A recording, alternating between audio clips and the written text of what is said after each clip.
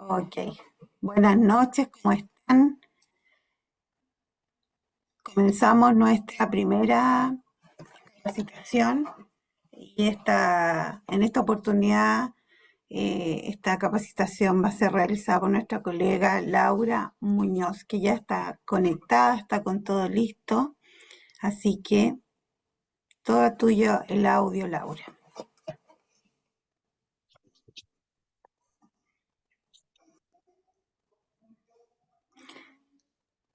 Ahí sí. Hola, buenas noches. ¿Me escucho bien? Súper bien. Perfecto. Sí, te escuchas súper. Ya. Sí, estaba preocupada porque la semana pasada los días estuvieron súper lindos y justo hoy, jueves en la tarde, se larga la lluvia con todo.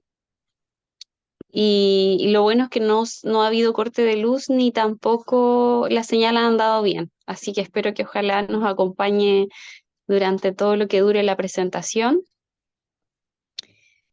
Em, Bueno, estoy muy contenta de poder compartir esta instancia con todos ustedes. La verdad es que lo que voy a compartirles ahora es en parte lo que ha sido mi investigación autodidacta como eh, o lo que fue para mí comenzar a iniciarme en el tema aborto, en el sentido de obtener mayor conocimiento porque debo decir que creo que en general las matronas sabemos poco de aborto. O sea, porque gracias a Dios actualmente no se nos forma para realizar abortos.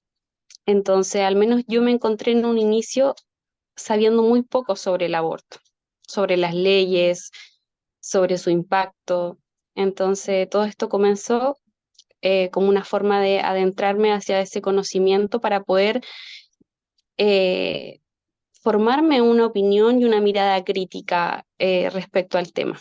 Así que es eso lo que les voy a compartir hoy, mi investigación durante el tiempo también que me estuve dedicando a la crianza. En conjunto con eso, yo también inicié dos voluntariados, uno en el Fundación Chile Unido, que inició cerca del 2021, si no me equivoco. Y el 2022 inicié en Fundación Choice, hoy no recuerdo si 22 o 23 en Fundación Choice, también como acompañante de mujeres en riesgo de aborto o con gestaciones vulnerables. Entonces también espero ahí en conjunto con esta información y contándoles un poco sobre mi experiencia como matrona en estos contextos.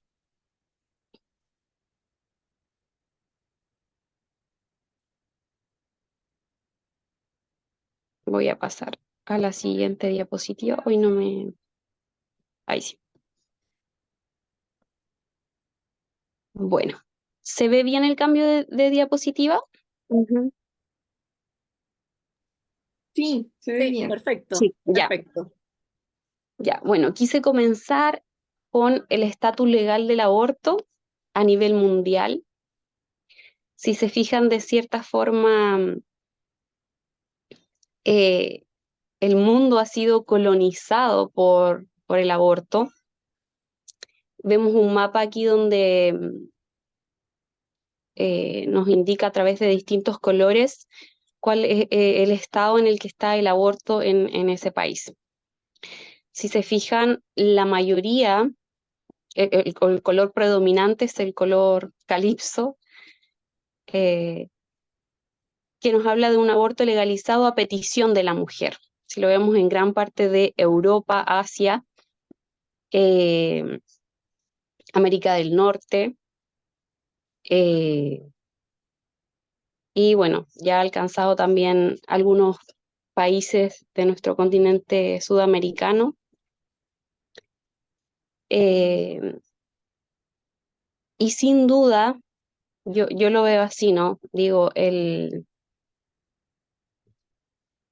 las leyes de aborto son unas leyes que avanzan porque tienen un gran poder, o sea, quienes están detrás de la promoción de estas leyes son personas que tienen un gran poder.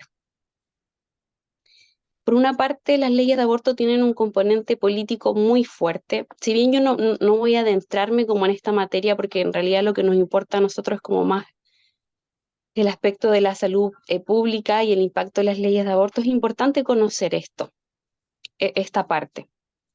Entonces, tiene un componente político súper fuerte que en el fondo se sustenta en la búsqueda del control demográfico.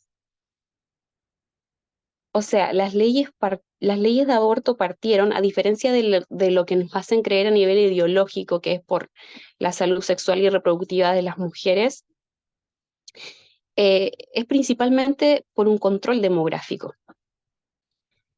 También tiene otro componente que es el componente más lucrativo, que ahí ya entraría la industria del aborto, es decir, que se vio que a través del aborto también se podían generar grandes ingresos.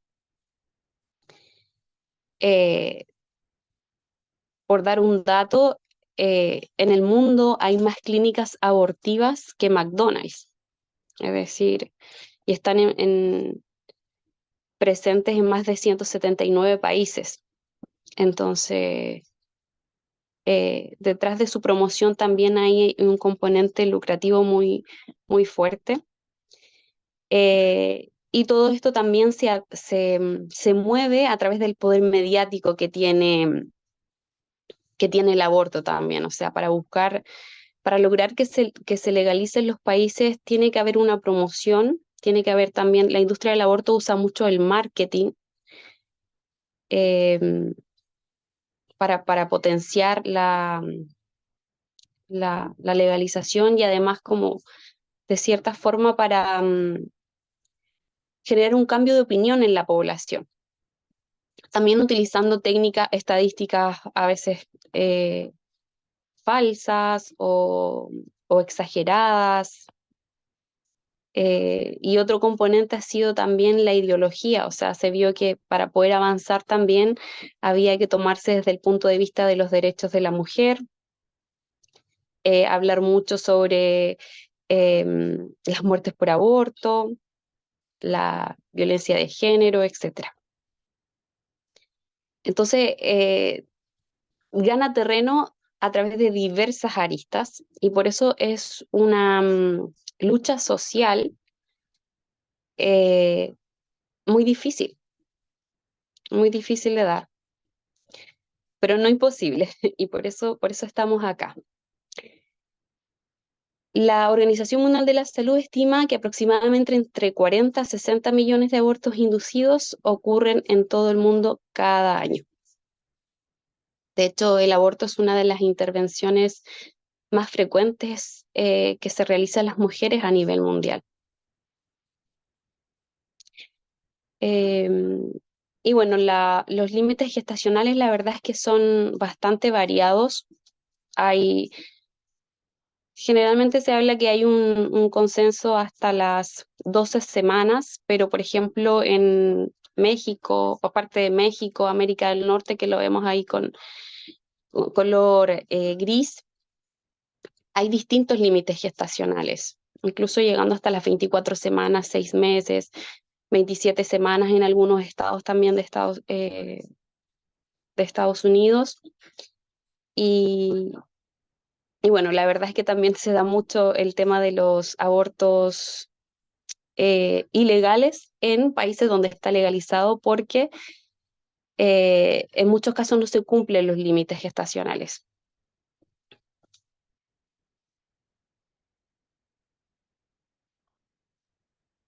Bueno, fui separando un poco eh, los impactos que tienen las leyes de aborto o los efectos, las consecuencias, y una de las principales y que abre la puerta, digamos, a todas las otras subconsecuencias de la ley de aborto, es que lo primero que sucede cuando se legaliza el aborto es el aumento en la práctica de los abortos.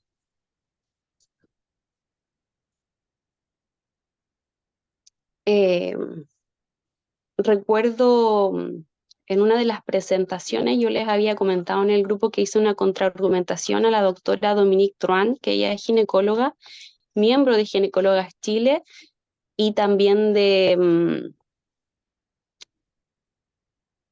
Corporación Miles, que también es uno de los lobbies abortistas acá en Chile, eh, bien conocidos. Y ella hablaba mucho de que el legalizar el aborto no aumentaba la práctica de abortos, pero ella en su presentación jamás demostró eso con evidencia científica. En contraste, sí tenemos varios estudios y de hecho son de un epidemiólogo chileno, el Koch, que no sé si, bueno, muchas quizás lo ubican por ahí, y él tiene varios estudios. eh, Y bueno, este gráfico lo saqué de sus estudios y donde él muestra a través de cierto registro recopilado de estos países cómo efectivamente una vez que se legaliza el aborto, este aumenta en sus primeros 20 años de legalización. Y él constata que sí o sí, una vez legalizado el aborto, el número de abortos a practicar va a ser menor que el que se practicaba previo a su legalización. Entonces tenemos aquí, bueno, la razón de aborto por cada 1000 nacidos vivos. Tenemos acá el primer gráfico que corresponde a Suecia, como vemos ahí. Bueno, no hay que ser muy experto en gráficos para ver eh, el aumento que hay desde que se legaliza el aborto. Tenemos también Dinamarca, Hungría, España. En todos, en todos estos países ocurre o se da ese mismo fenómeno. Tenemos también acá, bueno, este también es un gráfico de España entre los años 1987 y 2008, elaborado a partir de datos oficiales del Ministerio de Sanidad y Política Social. Si se fijan, bueno, también es evidente, partió con un número de 16.766 abortos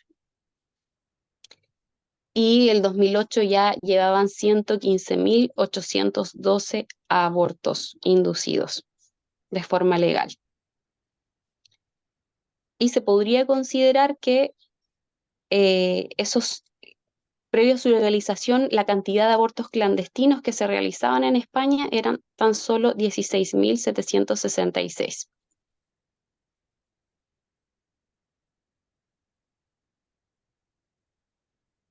Y es transversal porque a veces uno podría pensar que en ciertos países se da el fenómeno, pero no es así. O sea, yo he comprobado, no traje todos los gráficos, pero de todo lo que he investigado, es algo que se da en todos los países donde se legaliza. Tenemos un ejemplo también acá, traje de un país cercano, que es Uruguay. Eh, Uruguay legalizó el aborto el año 2012 y podemos ver que inició, bueno, se legalizó el 2012, pero ya comenzó a funcionar de lleno la ley el año 2013. ¿Qué pasó?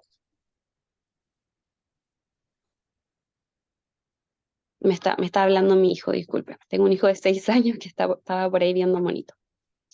Em, entonces comenzó el año 2013. Rafael, estoy ocupada. Necesito un segundo, vengo al tiro.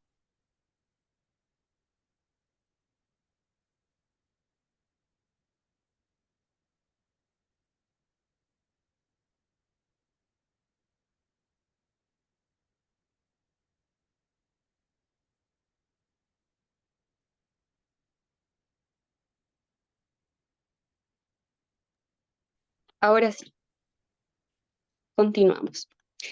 Entonces el 2013 eh, se inició con un total de 7.144 abortos al año y ya en el año, uy, anoté mal la fecha ahí, En el año 2016, no, perdón, y en el año 2019 ya llevaban 10.195 abortos. O sea, se observa también este fenómeno de que cada año se van sumando más y más abortos. Otra cosa también que llama la atención, que bueno, esta información es del Ministerio de Salud Pública, es que si se fijan, bueno, en Uruguay también tenían la ley de tres causales, ¿cierto?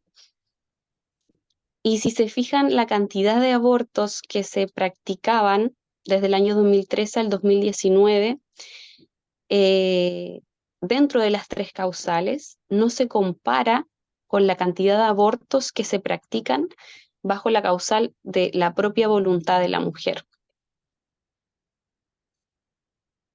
No sé si se alcanza ahí a ver bien los números. Y del 2013 al 2019, sumando eh, la cantidad de abortos anuales, se suma un total de 65.098 abortos. En comparación, por ejemplo, a la causal violación, en la misma cantidad de años, del 2013 al 2019, de 19 abortos.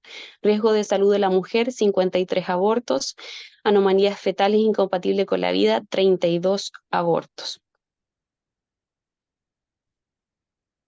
Con un total final de 65.202 abortos, de cual casi, casi el 90% son abortos por la propia voluntad de la mujer.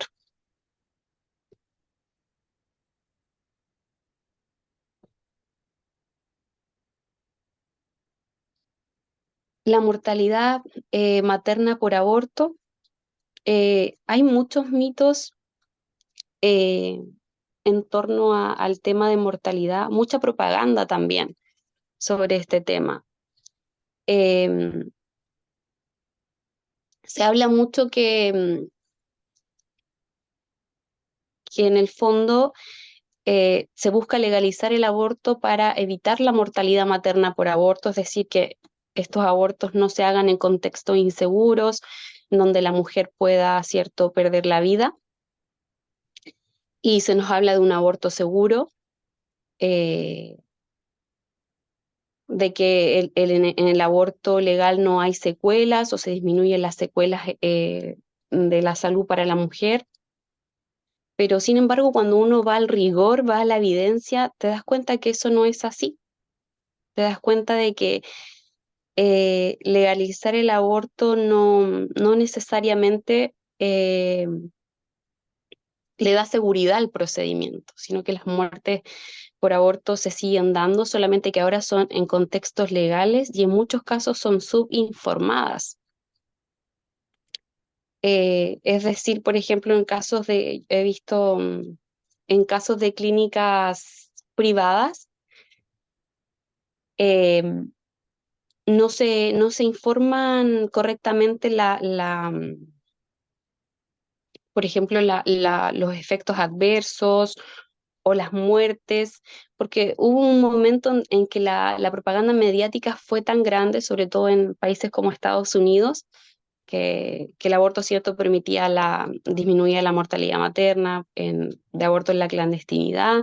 Entonces, iba a ser riesgoso para la ley de aborto, cierto, estar exponiendo que igual se estaban dando las muertes en contextos legales. Se caía un poco ese eslogan del aborto, del aborto legal para no morir, como dice por ahí el eslogan. Y bueno, aquí tenemos un gráfico con registros chilenos.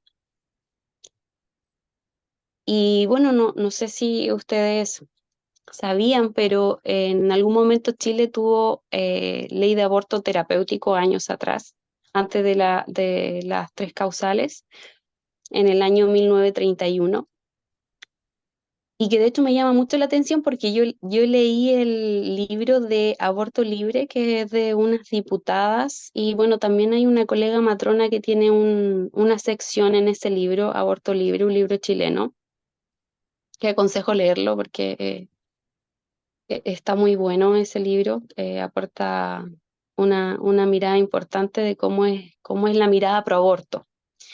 Entonces, en ese libro se jactan de que Chile tuvo una ley de aborto terapéutico y que después la dictadura, porque después en el año 89 el aborto se prohíbe completamente bajo el régimen de Pinochet, y que la dictadura, ¿cierto?, le quitó ese derecho a la mujer, y por ahí se toman como el lado ideológico y político, pero nunca hacen la mirada crítica de que en el fondo esa ley de aborto terapéutico fue tremendamente negativa para la salud, para la mortalidad materna.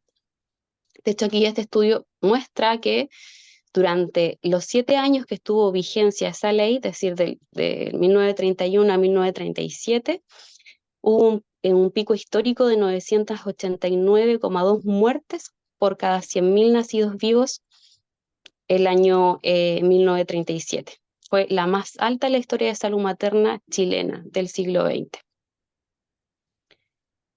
Entonces, pero ese dato, curiosamente, no se menciona en el libro.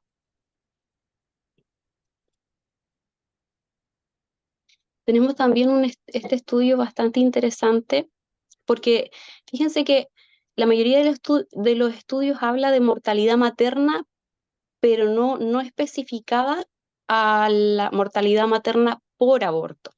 Entonces, este estudio sí hace una comparación entre la mortalidad materna por aborto entre Chile y Cuba, para hacer esta analogía de un país con aborto penalizado y un país con aborto legalizado.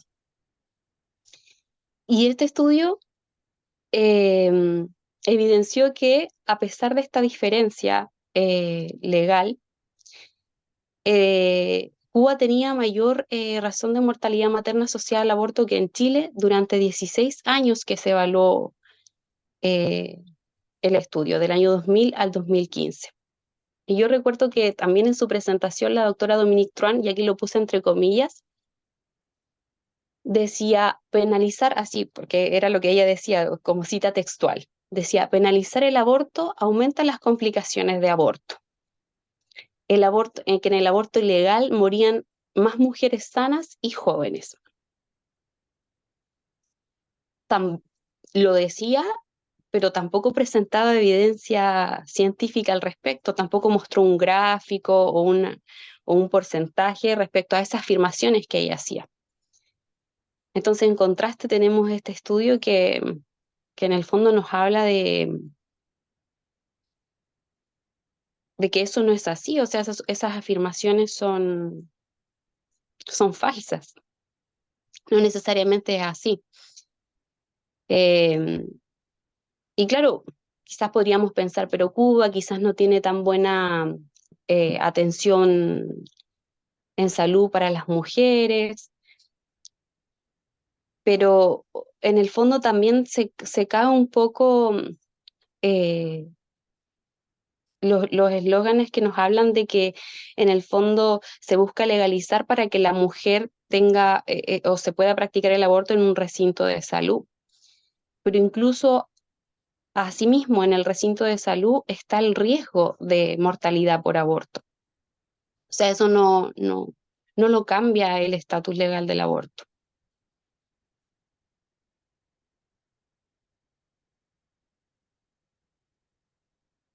Tenemos también este estudio de mortalidad relacionada con el aborto en Estados Unidos desde el año 98 al 2010. Y durante este periodo de un número aproximado de 16 millones de procedimientos de aborto, 108 mujeres murieron. Claro, podríamos decir, bueno, de un universo de 16 millones de procedimientos de aborto, 108 no es tanto. Pero aquí vuelvo, aquí también se cae el eslogan de que es el contexto legal con la atención médica necesaria el que evita, por ejemplo, que las mujeres mueran por practicarse un aborto. O sea, en el fondo esto también nos muestra de que el riesgo, que en el fondo de la intervención, el aborto en sí es riesgoso para la salud de la mujer. Y también, muy importante mencionar que la tasa de mortalidad aumentó con la edad gestacional. En gestaciones menores de 8 semanas, la tasa de mortalidad es del 0,3. En los casos de mujeres entre las 9, 13 semanas, es del 0,5. Y luego aumenta drásticamente con las semanas, a las semanas 18 ya la tasa de mortalidad es de 6,7. Y muchos pro aborto creen que el aumentar las semanas gestacionales, es decir, o los límites gestacionales en las leyes de aborto es un avance. Yo recuerdo cómo se celebraba la, los límites gestacionales en Colombia, que no recuerdo si el año pasado o antepasado, se extendieron hasta las 24 semanas. Se celebraba que fuera así, que el aborto hubiera, hubiera avanzado en los límites gestacionales, cuando en verdad eso aumenta mucho el riesgo para la mujer. No solamente es más cruel pensándolo desde el punto de vista de ese bebé en desarrollo, sino que también aumentan las complicaciones, aumentan, acércame tú al computador, aumentan las complicaciones también y el riesgo de muerte para la mujer.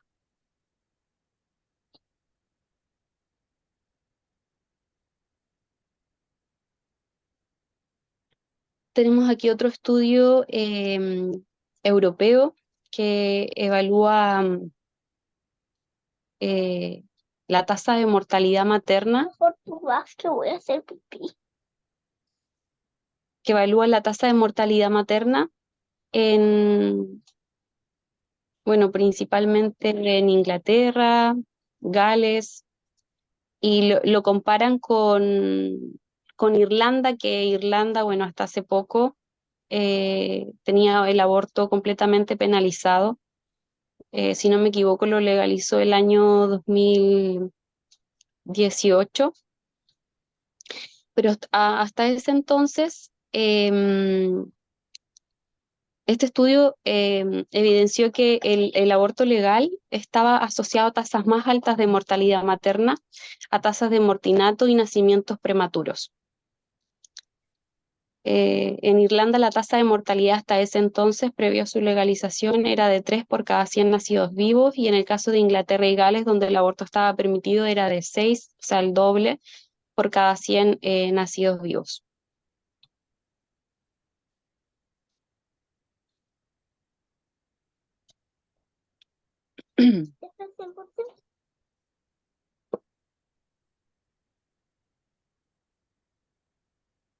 Hasta el momento se va viendo bien, me voy escuchando bien. Acá la lluvia sigue y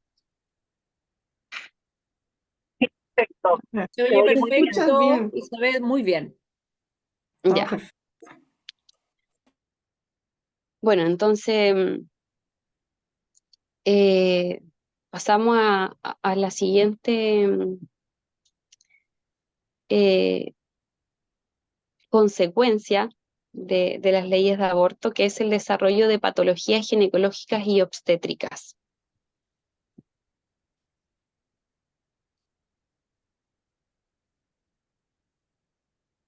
Tenemos un estudio que se hizo en Estados Unidos, que, bueno, como todos sabemos, es un país que se legalizó en los años 70, se legalizó el aborto en los años 70, y este estudio hace una evaluación de los 40 años de legalización del aborto en los Estados Unidos, cuál había sido el impacto en la salud pública, y evidenció que las causas de pérdida excesiva de sangre eran la laceración cervical, la perforación uterina, la atonía uterina y el aborto retenido. También que la perforación uterina, esperen un segundo, que la perforación uterina ocurría de 10 a 15 mujeres por cada 1000 procedimientos, y que estas perforaciones podían dañar los vasos pélvicos, el intestino, la vejiga, las trompas y los ovarios. Bueno, yo puse una imagen del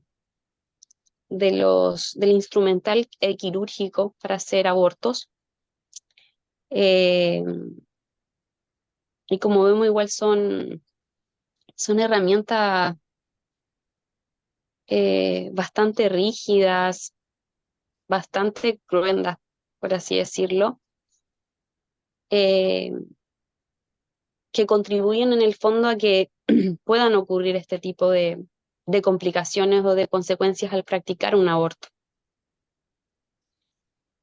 Y también evidenció que posterior a la legalización se ha experimentado una tasa cada vez mayor de parto prematuro y un mayor uso del tratamiento de la infertilidad.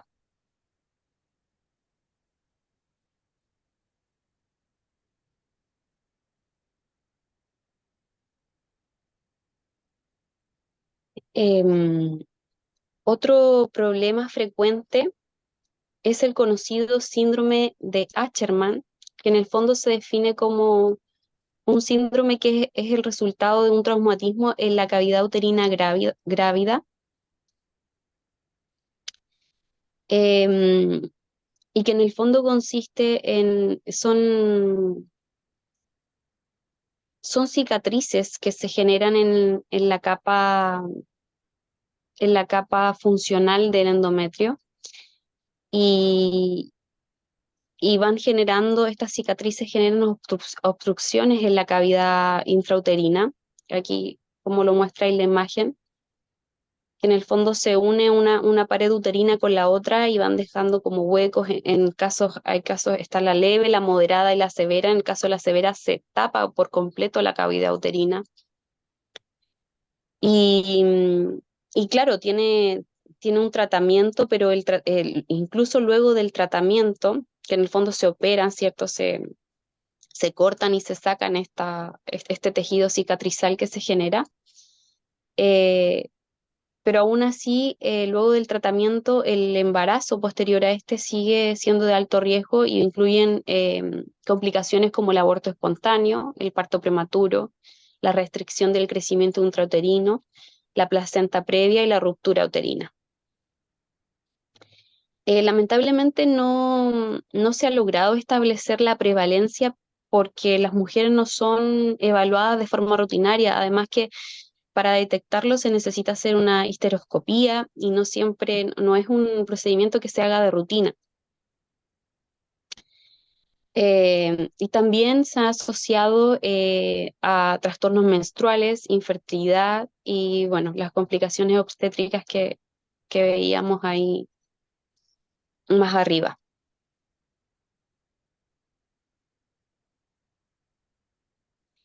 Em, se ha detectado que la etiología más común es la interrupción del embarazo por legrado, con un 68%, al menos en este estudio de mujeres tailandesas. Porque es este raspado interno que se le hace al útero el que daña la capa funcional y el que después produce este tejido cicatrizal. De estas pacientes, el 69% tenían anomalías menstruales y el 22% tenía adherencias severas. Como vemos acá en la imagen que está completamente, salvo por ese pequeño orificio, sellada la cavidad uterina. Son imágenes de histeroscopía. Y para su prevención es fundamental evitar cualquier traumatismo en el útero, pero principalmente durante el estado de gestación, porque ahí es donde también está más receptiva y más funcional eh, la capa funcional del endometrio. Entonces, es también donde está más sensible o más propensa a daños en sus tejidos.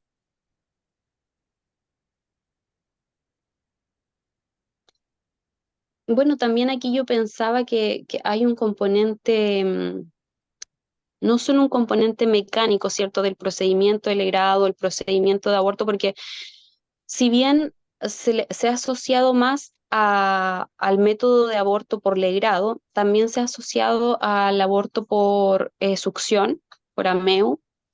También se pueden llegar a generar adherencias intrauterinas, porque también la succión, bueno, partamos por hacer como la reflexión de sentido común de que no es normal ingresar una aspiradora dentro del útero de la mujer, y que además esta aspiradora desgarre las paredes endometriales de forma abrupta.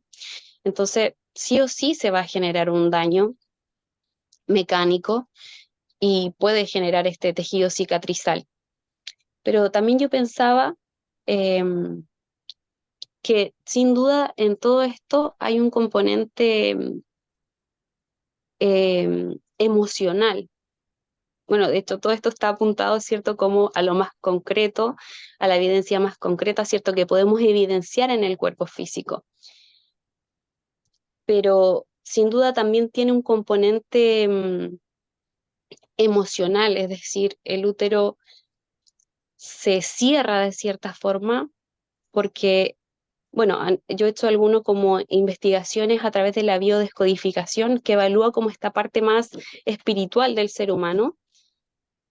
Y, y curiosamente el endometrio está asociado a, bueno, se forma el endometrio a partir del endodermo en la capa embrionaria y está asociado a la pérdida reproductiva, al conflicto biológico de la pérdida reproductiva o de no poder sostener el fruto de la fecundación. Entonces también tendría un componente eh, más espiritual y emocional, porque de cierta forma el útero con las adherencias nos dice aquí no hay espacio para la formación de la vida, o sea, ocupo todo este espacio, las adherencias ocupan todo el espacio para que no se pueda gestar la vida ahí. Entonces también hay un conflicto que, bueno, todo esto está ligado, no me centré en eso, espero quizás algún día centrarme como en estudios más de esa línea, del componente epigenético, el componente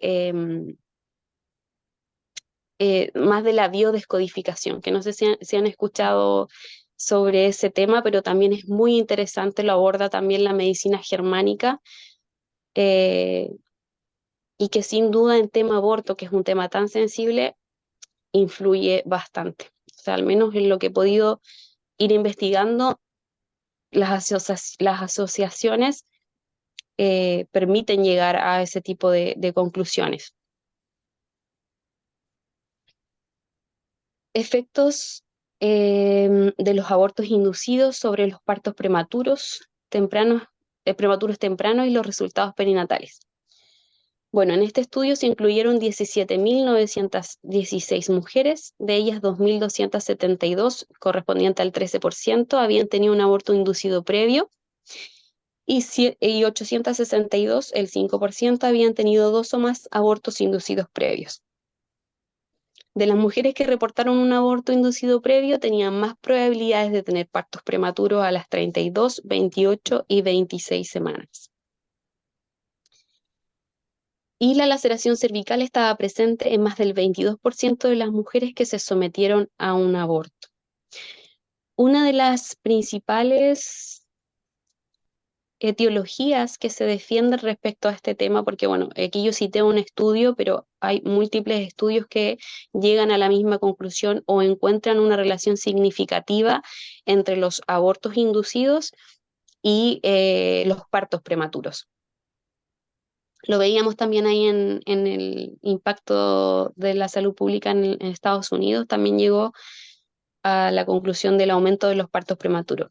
Y es que se genera,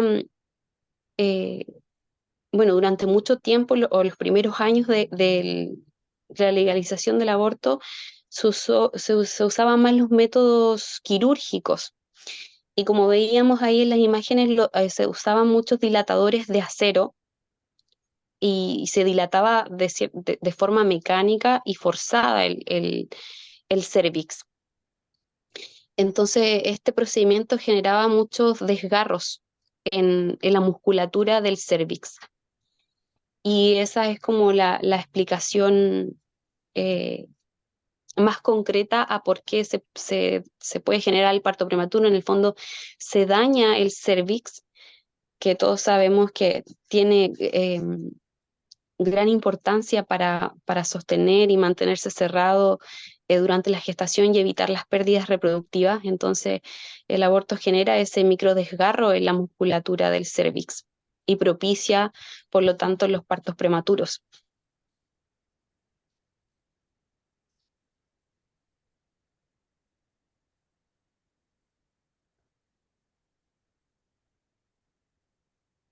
Tómate los chocolates redondos. Denme un pequeño segundo, que aquí tengo un niño de alta demanda.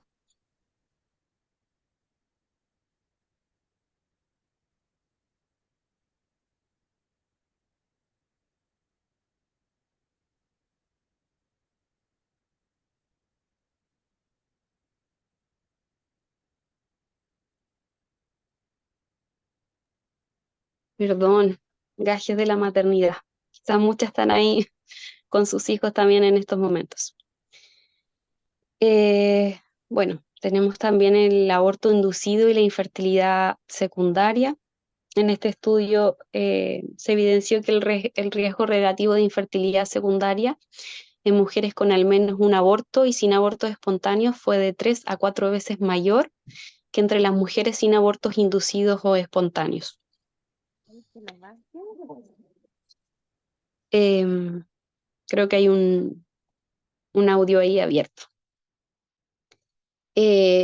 No traje todos los estudios que hablan también sobre este tema de la infertilidad secundaria.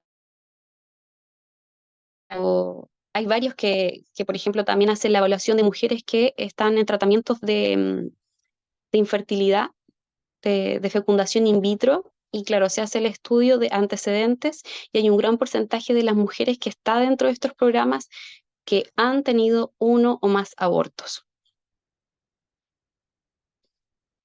Resultados a corto y largo plazo de la interrupción del embarazo por diferentes métodos.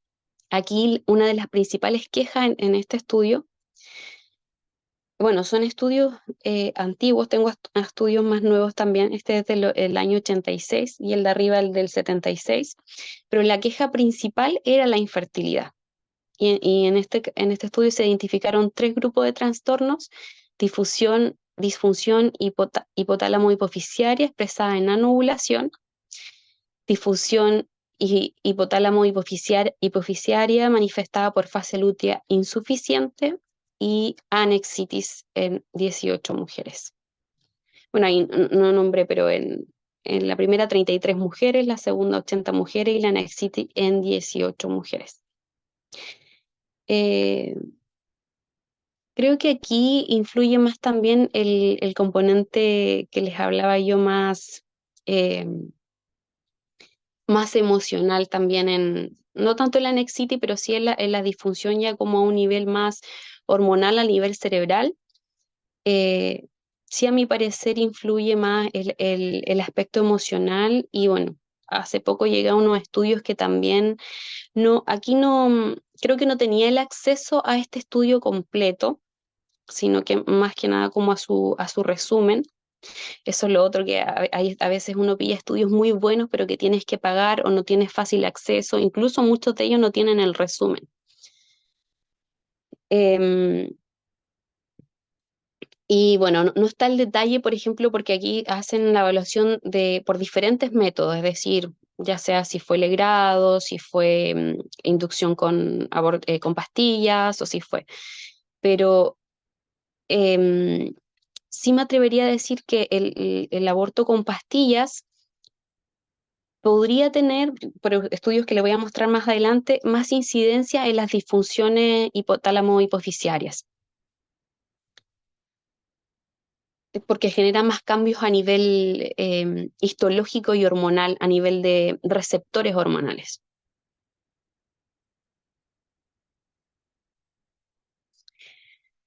Tenemos también el síndrome de shock tóxico fatal asociado a Clostridium pseudodelis después del aborto con medicamentos, que si bien su incidencia no es alta, su resultado es fatal. De hecho, tenemos uno de los casos más recientes que yo recuerdo fue el del año 2021, que fue un caso polémico en Argentina, de la primera muerte por aborto legal, que fue una chica llamada María del Valle con 23 años, que fue guiada a hacerse el aborto en su casa por una médica y, y ella cumplía, al menos su caso, recuerden que estos casos no lo van a exponer como si fuera una muerte por aborto clandestino, o sea, una muerte por aborto legal no tiene mucha cabida en los medios masivos de comunicación. Cumplía según lo que yo revisé de su caso, cumplía con los síntomas del síndrome de shock tóxico. Se han descrito en la literatura estas muertes después del uso de la inducción del aborto con mifepristona y misoprostol. Y bueno, esta reacción tóxica está asociada principalmente a el Clostridium sordelli, que si bien es poco frecuente en el ser humano, coloniza la vagina entre el 4 a 18% de las mujeres. Y tiene efectos parecidos a los efectos secundarios del misoprostol, o sea, sus síntomas iniciales, que puede ser, por ejemplo, las náuseas, el vómito, los escalofríos, la hemorragia, y de cierta forma, al tener como efectos parecidos al misoprostol, costaba un poco hacer su diagnóstico distintivo. Es decir, probablemente se pensaba que era parte de los efectos que estaba haciendo la pastilla. Pero claro, después se hizo una investigación más exhaustiva y no se pensaba al tiro que era como una infección porque tiene ausencia de fiebre, ¿ya? Y se puede presentar también taquicardia, hipotensión, edema, hemoconcentración, leucocitosis profunda. Y bueno, es importante también conocer como estas características distintivas porque probablemente también al aumentar la práctica del aborto, sobre todo después de su legalización, también aumenta la probabilidad de que ocurran este tipo de situaciones. Y es importante, por ejemplo, quizás, no sé si hay matronas que trabajan en urgencia, lograr hacer como esta distinción de los efectos que podría tener el misoprostol. Y, y todos terminan generalmente en una semana. Se empieza con los síntomas y el desenlace fatal, en los casos que se han visto en la literatura, coincide que en una semana la paciente fallece. Y la verdad es que también es bastante poco conocido que se pueda dar este síndrome.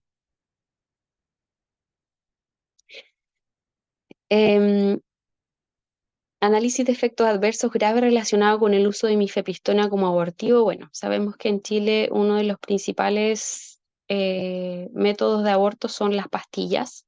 Si bien no todos los esquemas utilizan la mifepristona, sí está presente en los esquemas de aborto con pastillas. Em, y bueno, los efectos adversos más frecuentes que se han informado en la literatura son la hemorragia. En este estudio en particular, la hemorragia en 237 casos, la infección en 66 casos. Las hemorragias incluyeron una fatal, 42 potencialmente mortales, 168 casos fueron graves y 68 requirieron transfusiones. Las infecciones incluyeron 7 casos de shock séptico, 3 fatales y 4 potencialmente mortales. Bueno, a todo esto, como veíamos, el síndrome de shock tóxico se ha dado en casos en donde el esquema, la mifepristona está presente. Y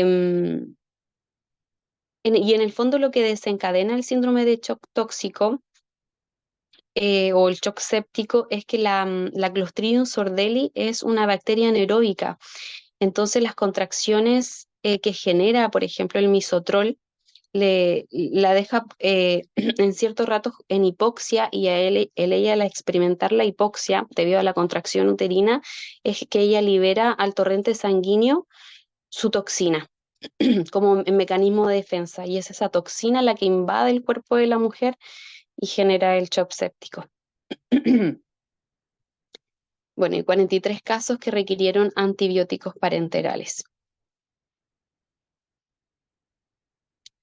Este estudio también hace un análisis de muertes y efectos adversos desde el 2000 hasta febrero del 2019, esto en Estados Unidos, si no me equivoco.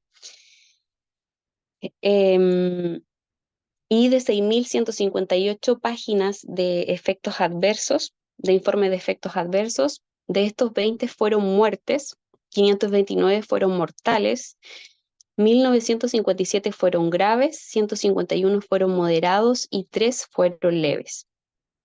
Las muertes incluyeron 9 sepsis, 4 toxicidad o sobredosis del medicamento, ruptura de embarazo ectópico, una hemorragia, bueno, 3 posibles homicidios, no especificaba bien, un suicidio y uno era desconocido.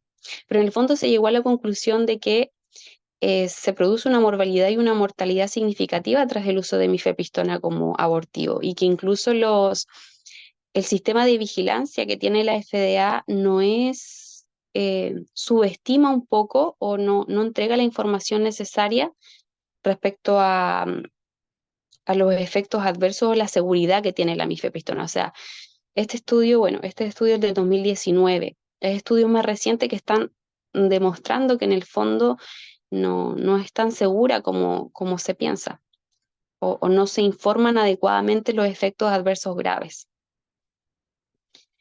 Bueno, de hecho, creo que en Estados Unidos, bueno, según Carolina, conversábamos la otra vez, Carolina Lyon, es muy frecuente que la mujer tome la primera dosis de mifepristona, que allá me parece mucho que son 2 dosis de 200 miligramos. Acá en Chile yo sé que ofrecen una sola dosis 24 o 48 horas antes de usar el misotrol.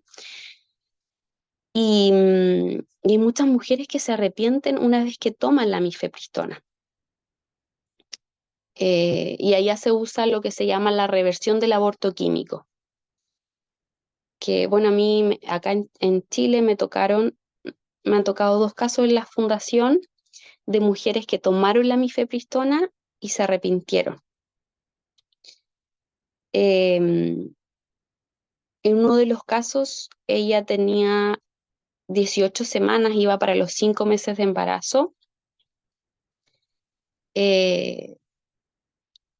Hablando con Carolina, le aconsejé iniciar con dosis de progesterona, que es lo que se utiliza para revertir la mifepristona. Hay estudios también al respecto, no lo traje ahora, pero lo menciono, en donde se hace la reversión con gran dosis de progesterona, porque así la progesterona eh, compite con la mifepristona en los receptores de progesterona, porque en el fondo lo que hace la mifepristona es ocupar los receptores de progesterona y puede incluso inducir eh, el desprendimiento de la placenta, y también dilata el cuello uterino, ¿cierto?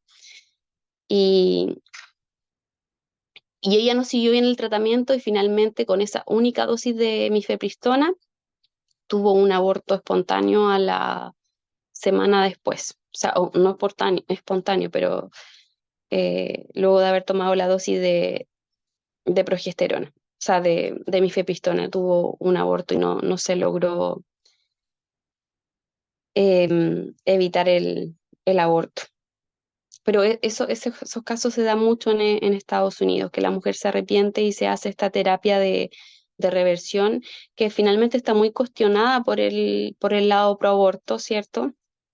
Para ellos no es conveniente salvar la vida de ese bebé, pero hay estudios em, que avalan su eficacia, y que yo creo que va a ser un tema que en algún momento quizás vamos a tener que conocer, que se puede hacer, y saber también qué protocolos poder aplicar, porque al menos como les contaba, a mí ya me ha tocado ver esa realidad, y tener ese conocimiento al menos a mí me ayudó en otro caso poder ayudar y salvar a ese bebé, porque en el otro caso el embarazo continuó.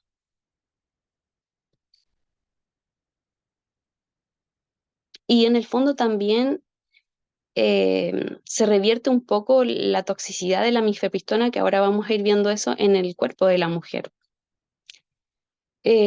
Aborto inducido con mifepristona y sangrado vaginal en embarazos posteriores. Bueno, en este estudio se constató que la mifepristona aumentó el riesgo de sangrado vaginal en el periodo temprano de gestación de un embarazo posterior en comparación con ningún aborto, especialmente si el aborto ocurrió antes de las 7 semanas de gestación y fue seguido de un grado complicaciones. Y claro, yo aquí decía, pero ¿por qué será? O sea, ¿por qué este estudio hace como esta asociación, ¿cierto? Del aborto inducido con mifepristona y el sangrado vaginal en embarazos posteriores, pero no explicaba un poco el mecanismo de acción o la etiología que podría provocar que se genere un aborto espontáneo en la siguiente gestación luego de haberse inducido un aborto con mifepristona. Pero buscando, llegué un poco a eso, así que ahí les voy a ir mostrando. Bueno, aquí tenemos el reporte de un caso de placenta creta posterior a un aborto previo inducido por mifepristona, reporte de un caso, y en este estudio, si bien es solo el reporte de un caso, este estudio también recopiló otra información, otros estudios respecto a este tema y encontró que su incidencia, o sea, la incidencia de la placenta creta después de un aborto inducido con mifepristona fue del 0,5%, que es 12 veces mayor que el 0,04 estimado en mujeres embarazadas en la población general. Y también se han publicado otros hallazgos que asocian el aborto con mifepristona con retención de placenta, desprendimiento de placenta y placenta previa.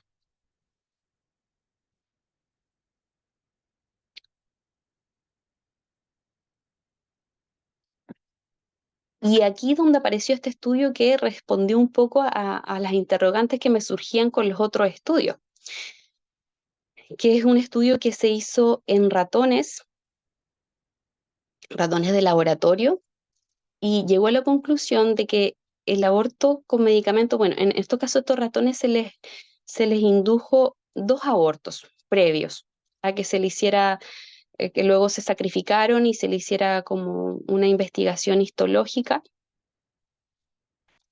a su útero y a los tejidos internos, y se demostró que genera una reducción de la capacidad reproductiva y que afectó la disfunción placentaria con una expresión reducida del factor tisular y de genes que codifican proteínas involucradas en funciones metabólicas relevantes para el embarazo.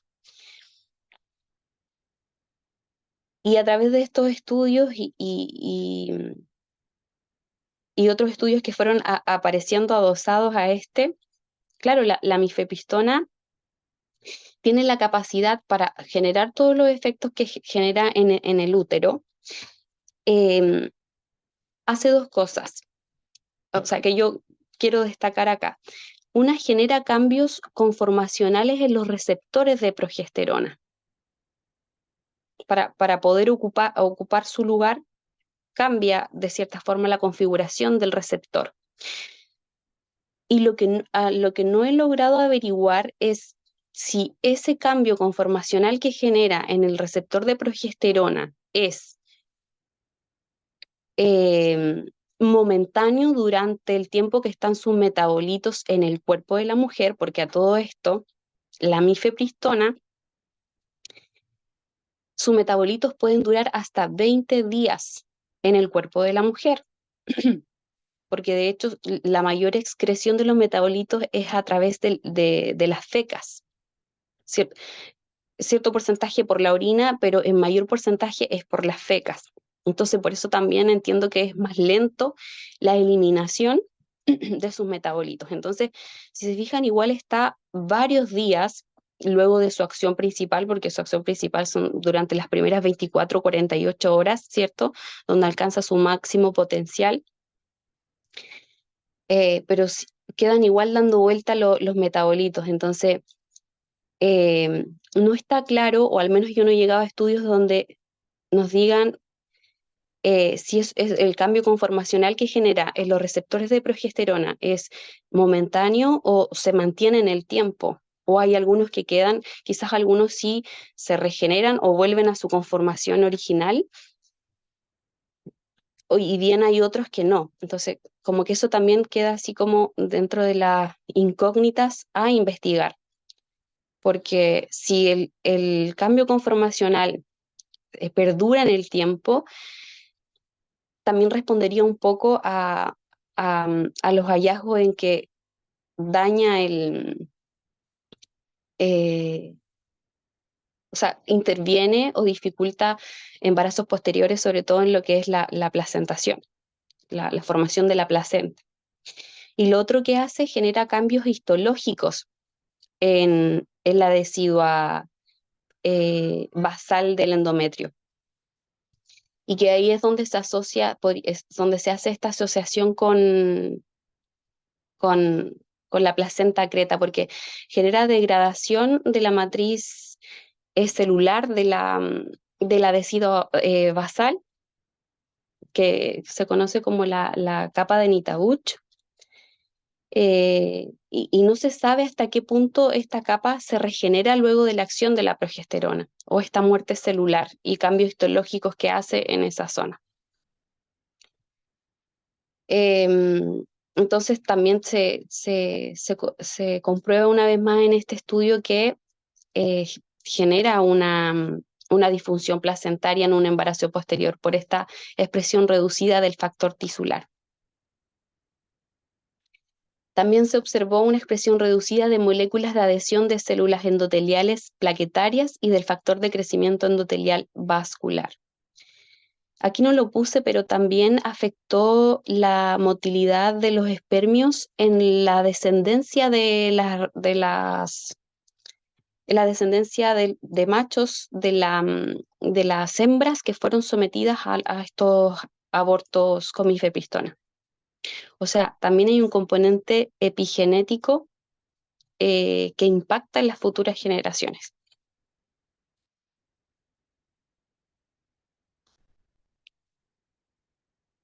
Bueno, veíamos que legalizar el aborto aumenta la práctica de abortos, sigue eh, o de cierta forma propicia también la mortalidad materna por aborto, porque al aumentar la práctica de abortos también aumenta el porcentaje de mujeres que se hacen aborto y también aumenta la probabilidad de mortalidad asociada al procedimiento de aborto.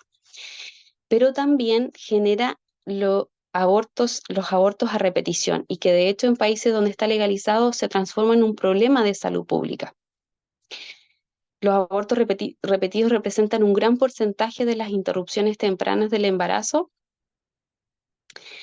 Entre el 30 y el 38% de norte de Europa son abortos repetidos y casi el 50% de los casos en Estados Unidos también son o corresponden a abortos repetidos. En China se realizan un promedio anual de 8 a 13 millones de abortos inducidos, en los que los abortos repetidos representan hasta el 50%. Y claro, cuando yo llegué a estos estudios decía como que los mitos que se repiten a nivel social o más propagandísticos del aborto es, o se dice, pero no porque se legalice el aborto, todas las mujeres van a ir a abortar. O, o no porque se legalice el aborto va a pasar a ser un método anticonceptivo más. Pero en realidad los hechos demuestran que es así, que, que lamentablemente termina siendo un anticonceptivo más. Y que no solamente a su práctica, sino que la repetición de su práctica. Y tenemos un estudio de Canadá que evalúa las características de mujeres que se someten a abortos inducidos repetidos. De 1.127 mujeres, 769 se sometieron a un primer aborto inducido, 260 a un segundo aborto y 98 a un tercer aborto posterior. Las mujeres que se presentaron para un tercer aborto o subsecuente tenían 2,5 veces más probabilidades de reportar un historial de abuso físico por parte de una pareja masculina o un historial de abuso o violencia sexual. y bueno, yo revisé varios de estos estudios y se repite mucho el tema del abuso físico por parte de la pareja o historial de violencia también por parte de la pareja. Porque en el fondo son factores de riesgo que propician el aborto, y el aborto al legalizarse no soluciona las causas que llegan a las mujeres al aborto, sino que en muchos casos las agudiza. También otra cosa que se ve afectada a nivel social es el autocuidado sexual, el comportamiento sexual, como vemos en este estudio en China, en donde se evalúan las características de un grupo de 11.076 mujeres jóvenes y solteras entre 15 a 24 años. La mayoría no usó preservativo durante la primera experiencia sexual, actividad sexual con múltiples parejas, ser forzada a tener relaciones sexuales, sexo casual, sexo comercial, falta de uso condón durante el encuentro sexual más reciente. Al menos lo que yo he visto es que afecta eso, ¿no? Esa falta de autocuidado en el sentido de que el Estado me da la pastilla mágica gratuita eh, que me evita todo lo que conlleva experimentar un aborto, o sea, experimentar un embarazo no planificado, ¿cierto? Y todo lo que implica convertirse en madre. Y de cierta forma me pone esa solución fácil. También de cierta forma se banaliza un poco lo que implica tener una vida dentro de sí, lo que implica em, eh, estar embarazada, ¿cierto? Como no se le toma el peso como te brindan o se muestra el aborto así de esa forma tan banal, tan liviana que es me tomo la pastilla y me deshago del problema. Entonces se agudiza esos comportamientos sexuales de riesgo, porque el mayor temor de una mujer frente a una conducta sexual de riesgo es la consecuencia que dura para toda la vida, que es quedar embarazada, ¿cierto? De ese encuentro. Entonces, de cierta forma, legalizar el aborto eh, agudiza el ya no resguardarse o tener como esa conciencia de tomarle el peso a lo que implica estar embarazada o embarazarse, ¿cierto? Durante una relación sexual de riesgo. Bueno, también hay estudios que lo han asociado un poco al aumento de infecciones de transmisión sexual. No lo traje ahora, pero también se ve eso, aumentan las conductas de riesgo en cuanto a infecciones de transmisión sexual. Abortos inducidos múltiples en una experiencia danesa. Bueno, en Dinamarca el aborto es legal del año 1973. En este estudio se realizaron entrevistas a 50 pacientes que abortaron por primera vez y 100 solicitantes de aborto repetido, 50 segundos y 50 terceros abortos. No se usó ningún método anticonceptivo en el momento de la concepción en 32% de las que abortaron por primera vez, 38% de las que abortaron por segunda vez y 41% de las que abortaron por tercera vez. Y aquí me llamó la atención porque, claro, uno podría pensar que el mayor porcentaje estaría en las que abortaron por primera vez, pero el mayor porcentaje está en las que abortaron por tercera vez. Entonces aquí se repite también esto de cómo se banaliza un poco y cómo ya no hay miedo a embarazarse porque está la solución de abortar, está ese método anticonceptivo, que es el más extremo, ¿no? A nuestro parecer, pero eh, se ha vendido también la propaganda, el eslogan es aborto es salud, aborto legal, seguro y gratuito. Entonces, esa sensación que te da la propaganda de que hay seguridad, de que no hay secuelas a futuro, eh, bueno, aquí hay un componente ético, filosófico muy importante, aparte de todo lo que es la evidencia más concreta. Hay un componente de deshumanización, por eso la legalización del aborto influye o abarca muchas aristas, muchas problemáticas sociales. Y entre una de ellas también es la banalización un poco de la vida humana y del autocuidado sexual. De hecho, les había comentado también por el grupo que me sorprende que la mayoría de las mujeres que llegan a la asesoría para buscando pastillas abortivas no toman anticonceptivos, no se están cuidando con nada. Siempre les hago esa pregunta. ¿Estabas tomando algún anticonceptivo? Y la verdad es que un gran porcentaje me dice que no. Entonces, si en un país donde el aborto está penalizado, al menos el aborto libre, no hay una conciencia, un autocuidado necesario eh, frente a un aborto no planificado, o sea, un embarazo no planificado, imagínense cómo se agudiza esa problemática cuando tú sabes que puedes ir a comprar las pastillas de forma legal o puedes ir a pagar a a un, a una clínica privada. Porque bueno, de hecho en muchos casos las clínicas privadas no necesariamente cuando el aborto es con pastillas tienes que vivir el procedimiento en la clínica. A muchas mujeres se les da la pastilla y viven el aborto en sus casas.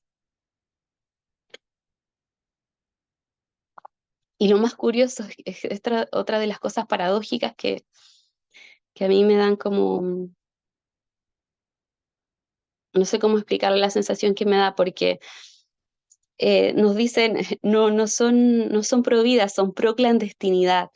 Pero yo también he visto en mi investigación que la clandestinidad de cierta forma, eh, o el contexto clandestino que sería hacerlo en la casa, ¿cierto? Sin supervisión médica, se da también en contexto legal e incluso se agudiza porque la facilidad de encontrar las pastillas, muchas mujeres en vez de ir a una clínica o de estar frente a un personal médico, lo prefiere hacer sola en sus casas. Entonces no es que legalizar el aborto acabe con la clandestinidad, sino que en el fondo eh, la agudiza o la reafirma en muchos casos.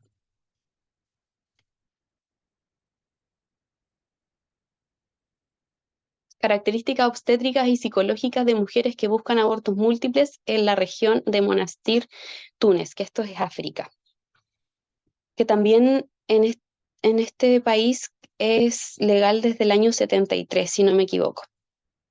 De las 500 mujeres entrevistadas, 211 buscaban abortos de repetición. El aumento de la edad, el menor nivel de educación escolar, la soltería, el escaso conocimiento sobre métodos de control de natalidad y el historial de conflicto-abuso por parte de una pareja masculina se asociaron con la repetición del aborto.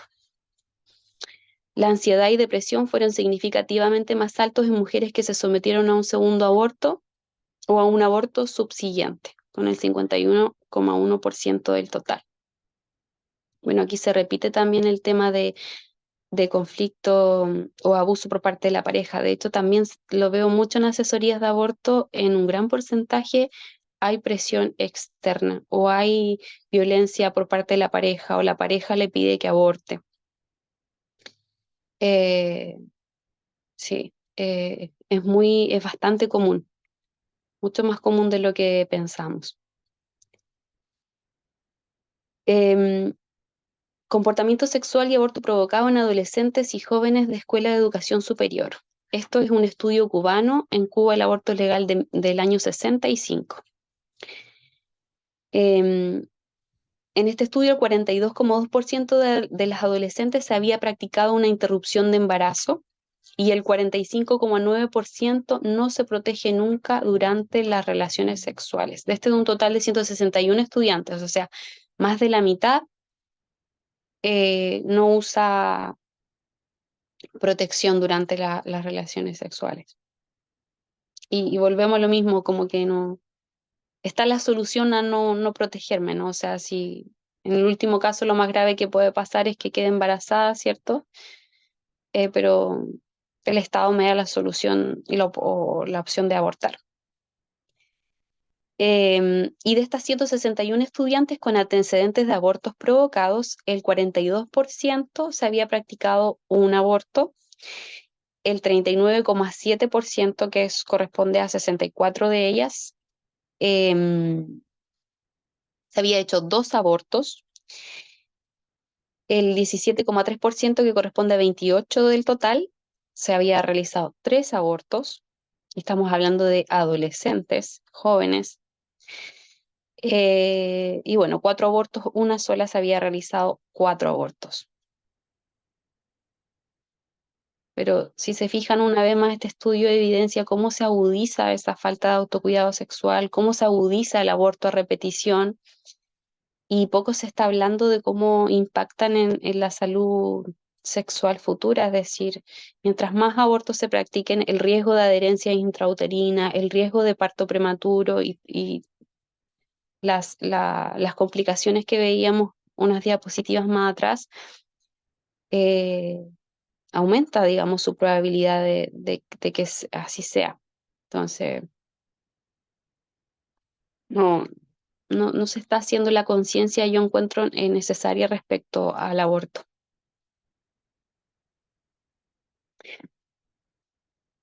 Y por último tenemos la coerción al aborto, que como yo les comentaba es algo que veo mucho también acá en Chile, y que es una problemática social que se agudiza con leyes de aborto.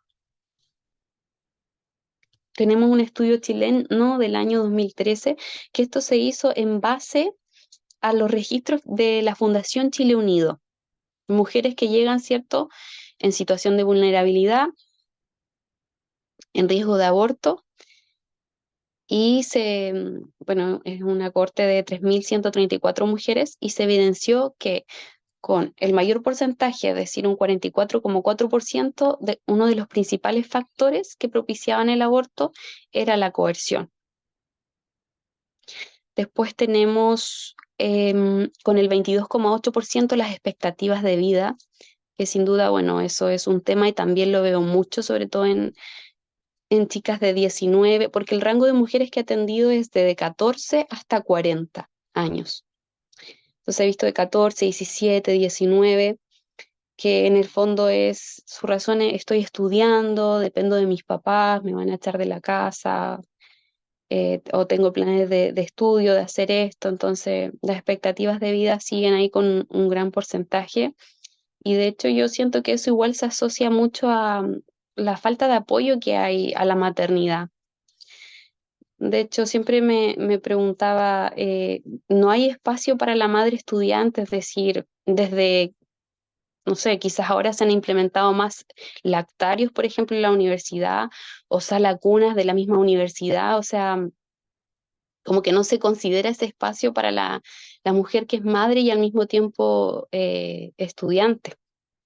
Yo recuerdo que 2 de mis compañeras en casi último año de la carrera quedaron embarazadas, y claro, pensaba en eso, en lo difícil que es enfrentar un embarazo estando en la universidad con la falta de apoyo que hay. Siempre he creído que si se propiciaran como esos espacios, en donde hubiera un espacio para la maternidad en las universidades, también yo creo que disminuiría un poco eh, la incidencia del aborto en este contexto de expectativas de vida, o sea, facilitar un poco la vida para la madre. Y ni hablar en el aspecto laboral también. Muchas mujeres piensan en el aborto por miedo a perder el trabajo, o porque saben que embarazadas no las van a contratar.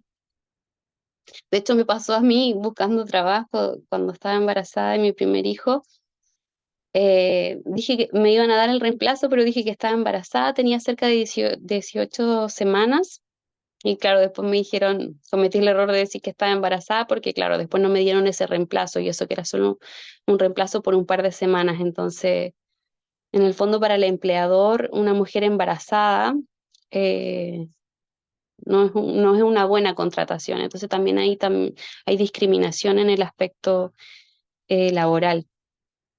Bueno, el otro porcentaje, con un 20,4, fue el ocultar el embarazo por temor. También hay mucho miedo de que los papás la echen de la casa por no tener, también me ha tocado casos así, de chicas con 25 años que aún viven con sus padres, tienen ya un hijo, y tienen miedo de que la puedan echar de la casa o que sus papás se enojen y no tienen dónde ir. Entonces son situaciones en donde el aborto se les presenta como la mejor opción.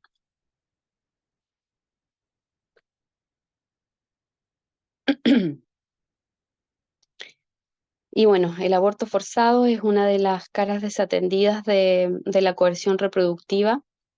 De hecho, en Estados Unidos hay requisitos legales para detectar, por ejemplo, si una mujer está siendo coercionada a hacerse el aborto. Pero hay una fuerte resistencia por parte de los defensores del aborto, porque plantean de que esas leyes son un obstáculo para acceder al aborto. Pero en el fondo porque ellos lo único que buscan es que la mujer aborte, ya sea por un tema económico o por un tema ideológico. Basado en una encuesta de Estados Unidos, en mujeres que habían presentado sobre la experiencia de mujeres con coerción reproductiva, se cree que hasta el 60% de las mujeres que han tenido un aborto experimentaron presión. El 6% de las mujeres en una encuesta de Comres del Reino Unido que habían experimentado coerción mencionaron que les dieron píldoras sin su conocimiento o consentimiento. De hecho, han salido varios casos en las noticias de parejas que le han dado misoprostol disuelto en agua a las mujeres para provocarles aborto.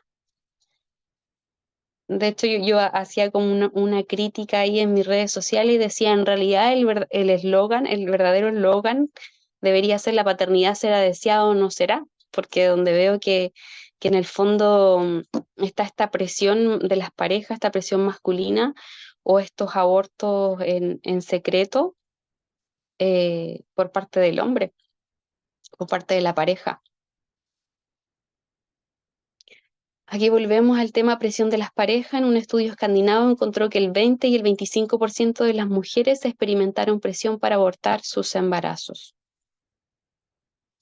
Un historial de violencia de la pareja íntima, que lo veíamos ahí en la sección de abortos a repetición, se repite en varios estudios, la violencia de pareja como uno de los principales factores para propiciar el aborto. Las mujeres que reportaron abortos múltiples tenían más probabilidades de tener un historial de violencia de la pareja íntima en comparación con aquellas que solo han tenido uno. De hecho, los mismos abusadores sexuales presionan una y otra vez al aborto para seguir abusando a las mujeres. Se da mucho también en contexto de proxenetas. De hecho, la legalización del aborto para los proxenetas es pero la panacea, porque llevan a la chica a la clínica abortiva, pagan, le practican el aborto y pueden seguir prostituyéndola. Entonces también, bueno, ahí también un tema como más extremo aparte, pero también se da esa realidad. Coerción de los médicos. La profesión médica ha sido culpable de aplicar presión considerable a las mujeres para que aborten un embarazo cuando las pruebas han revelado una anomalía o riesgo de una. He conocido contextos también acá en Chile. De hecho, hay un movimiento que se llama Reivindica, que es como un movimiento social de mujeres pro vida, y ellas han recopilado algunos testimonios de mujeres que han sido presionadas a abortar, en donde se le dice, pero ¿cómo vas a seguir con este embarazo? Piénsalo bien, todas las dificultades. O sea, hay como una coerción silenciosa a que las mujeres se practiquen el aborto, porque de cierta forma como que la ley del aborto se hace para hacer abortos. Entonces, eh, por ahí la otra vez escuchaba una denuncia que hacía Siempre por la Vida, en donde en estos como información sobre la ley IVE, se pedía incluso cierta cantidad de abortos que se tenían que practicar o como una base de abortos a practicar para saber o como para justificar de que la ley se estaba cumpliendo. Porque en el fondo, para ellos la lógica, o sea, tener una ley de aborto y que no se estén practicando aborto no tiene mucha lógica. Entonces, de cierta forma se busca que se practiquen aborto porque de cierta forma se continúa justificando la ley. Entonces, también se da mucho de esto de coerción silenciosa por parte de profesionales de la salud. También hay países como China e India, que son sociedades donde el aborto forzado es mucho más común debido al control de la población. De hecho, en China se abortan más a las niñas, de hecho hay aborto preferencial.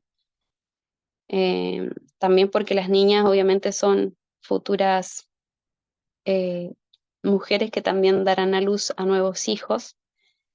Em, y se ve mucho la presión para abortar. De hecho, yo aquí digo, en el fondo se habla mucho del aborto como derecho de la mujer, pero es un arma de doble filo. Y termina siendo un arma de doble filo que perjudica a la mujer. O sea, el que se permita el aborto, el que se le quite la protección a ese hijo que va en el vientre, perjudica enormemente a la mujer porque después se le puede obligar a abortar, como pasa en estos países. Entonces ya, eh, sí, es complejo también eso. Y proveedores de servicio de aborto como Mary Stop International o Planet Parenthood han sido acusadas de presionar a las mujeres para que consientan en abortar después de llegar a una clínica. Bueno, de hecho, por ahí en el grupo compartían una película de Abby Johnson, que fue una activista pro aborto que trabajó en una clínica pro aborto, y ella habla, yo vi su película y también algunos de sus testimonios, y ella habla cómo a las mujeres que trabajan ahí la preparan, así como yo hago asesorías para que la mujer no aborte, la asesoría es para que aborte finalmente.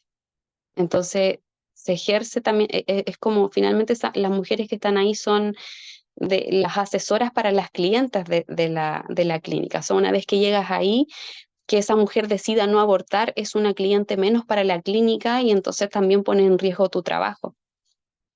De hecho, en esa película también se muestra cómo a ella la preparaban en estas conferencias de aborto para que ojalá el siguiente año creciera la cantidad de clientas que se iban a practicar aborto a las clínicas abortivas. Entonces, se da mucho también eso de la coerción o manipulación para que la mujer aborte. Y por último, eh, ya finalizando, les traje estos documentales y películas que recomiendo ver también porque muestran un poco de la realidad. Una película que a mí me impactó mucho y que me llevó también a comenzar a hablar en redes sociales, a investigar más, fue la película Gosnell, que en el fondo trata de un médico abortista en Filadelfia, donde el aborto es legal. Bueno, ahora ya está más complicado el tema del aborto en Estados Unidos, pero era legal hasta las 24 semanas. Y este médico hacía abortos a embarazos de 28 semanas, de 32 semanas, de 30 semanas. Incluso si los niños nacían vivos, él aplicaba una técnica donde le cortaba con tijeras en la base del cráneo la médula espinal y los mataba luego de nacer vivos.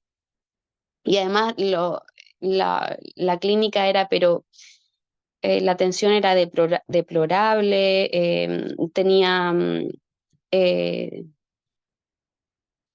personas o personal médico sin licencia, utilizaba también medicamentos sin licencia, tenía un montón de denuncias desde el año 2004 hasta el año 2011, que fue recién cuando su caso salió a la luz, que curiosamente se dio a conocer en Estados Unidos y todo, pero esa información nunca llega acá, ¿cierto? No es algo que se expone a nivel mundial porque el impacto que tiene esta película, o sea, cómo te aterriza en el fondo hasta dónde te lleva las leyes de aborto, ¿no? Al grado de deshumanización que te lleva, porque estamos hablando de un doctor abortista, eh, eh, cala muy profundo en la conciencia.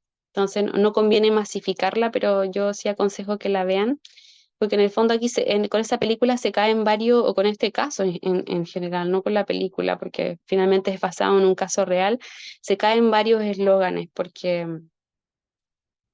el primero es el que se plantea de que las mujeres no aborten en contextos clandestinos, en situaciones deplorables, y esta clínica era una clínica legal en el centro de Filadelfia, pero que las condiciones eran pero terribles, o sea, peor que una clínica en un clandestino, o sea,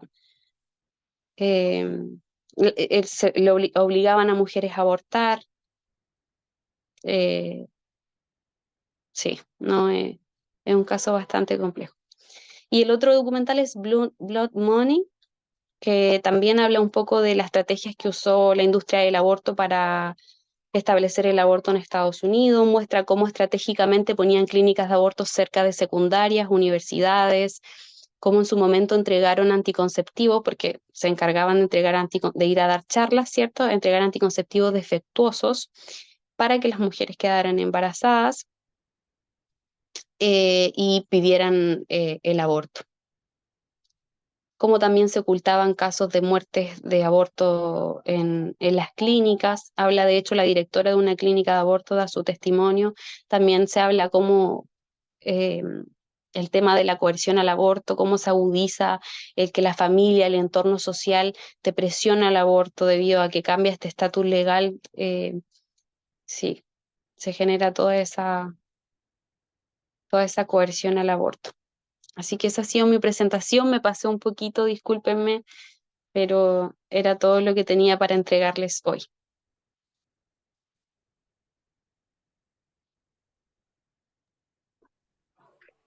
Maravillosa exposición, Laura. Realmente te felicitamos, ha sido muy enriquecedora, totalmente necesaria para nosotras. Hemos aprendido mucho. Te agradecemos mucho la excelencia con la que tú preparaste esto. Ahora vamos a dejar preguntas para todas las que quieran hacer comentarios y Laura la estará contestando.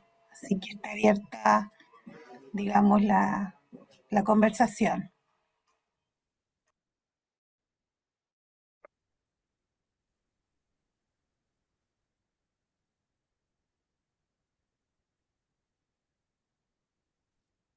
¿Aló, se oye ahí? Sí. Sí, Ya, ¿me no, escucho Laura, yo te bien? quería felicitar por por cantidad de información que has recopilado, lo serio del fundamento científico y cómo uno se da cuenta que muchas veces hacen afirmaciones, por supuesto, en sentido contrario, así al voleo, sin ese respaldo que tú has presentado, fundamentando la inconveniencia que es para la mujer, fundamentalmente, hablando ya de los temas que era la reunión de hoy día, ¿cierto? El impacto en la salud sexual y reproductiva, que no da lo mismo, no la protege, y por supuesto, aparte de lo valórico que uno pueda tener como fundamento, también es una argumentación de mucho peso, y eso, y te quiero felicitar por eso, y sobre todo porque me impresiona tu juventud y tu ánimo para defender estas cosas que a lo mejor de repente son más de las personas que a lo mejor han tenido más tiempo para evolucionar y procesar y madurar, y de verdad que es emocionante oír a una persona joven como tú defender con tanto fundamento y tanto espíritu la vida humana en el fondo. Así que felicitaciones, eso nomás te quiero decir. Gracias, muchas gracias. Patricia está levantando la mano. Patricia, te escuchamos. Sí. Bueno, felicitar a Laura en realidad, tal como decía la colega Beatriz, ver a alguien tan joven, uno piensa que eso queda para uno. Yo hace 40 años que soy matrona, ya, pero hace harto tiempo dedicada a lo que es la educación superior, así que por lo tanto mi aporte va a ser desde la academia, ya. Impresionada con todo lo que dijiste. Yo busqué, no hay muchos estudios en Chile acerca del aborto. La verdad es que nos quedamos muy, muy atrás de países como Cuba. Cuba, la verdad es que ellos son tan mateos que ellos todo lo estudian y todo lo cuentan, así que no tan, lo que tú contaste es verdad, ya de los abortos, el aborto legal, los adolescentes. Yo estuve en Cuba, así que pude ver esa realidad. Me llamó la atención que la principal causa de por qué las mujeres en el mundo hoy día, donde el aborto es legal, se hacen un aborto es por su propia voluntad, ¿ya? Uno a lo mejor si lo piensa, uno dice, sí, es así, pero cuando hay estudios, cuando tú nos muestras gráficos, tablas, etcétera, la verdad es que uno queda casi escandalizada. hoy día en un mundo en que la falta del autocuidado, que yo me tocó verlo en la educación superior, en universidades, institutos, digamos, existe en los jóvenes. Imagínate cuando ya esto, ni Dios lo quiera, sea legal, la falta del autocuidado va a ser pan de cada día. Así que no me queda nada más, la coerción es un tema, es como para escribir un libro, y así que voy a buscar y voy a empezar, yo creo que a escribir acerca de eso. Así que Laurita, solo felicitarte, de verdad.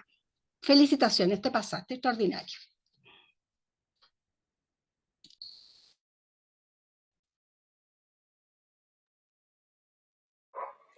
Parece que se nos quedó pegada Laura. Sí, yo pensé que Ahí era está. mi señor, pero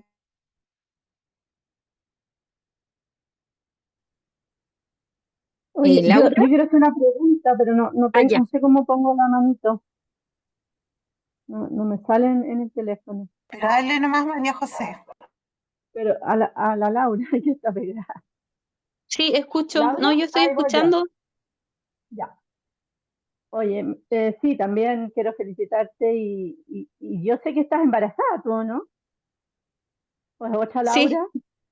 Ajá, no soy yo. ya. Ya. Y debe estar a punto de lueguito ya, por lo que me Sí, contaste. en octubre. Y sí, felicitaciones porque buena tu presentación, muy enriquecedora.